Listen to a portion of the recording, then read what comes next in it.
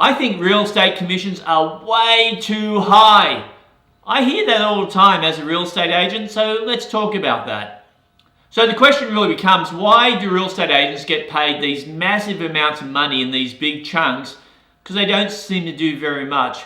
Well, unfortunately in real estate, it's very hard to find what we call evidence of hard work. In other words, as a seller, you sit back, you hire an agent, then all of a sudden you see people looking at the property with that agent, then next thing you know there's an offer, the offer gets accepted and the agent gets paid this big chunk of money. It seems like it's more money than if you divide the amount of time they spend on your house. The per hour wage is way through the roof. So why is that?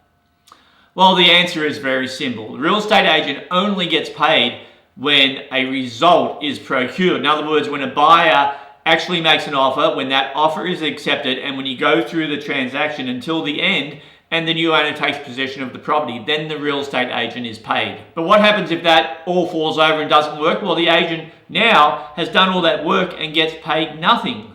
And therein lies the reason why real estate agents get paid very well. There are very few jobs where it's based solely on the result as opposed to the performance or the activity. One of the things I'd always say to my clients, that is you, the seller, is, hey, I'll do it for half of what the normal commission is. But here's the only catch.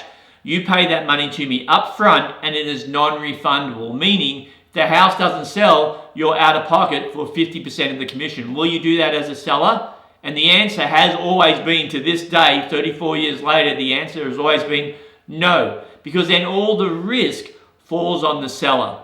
So that's the main reason that we charge the commissions we charge. A, because it's only paid if you get a result. B, we don't get paid if there's no actual result, so the activity of the work is for naught. And C, all the risk is on the real estate agent. There's virtually none on you, the client.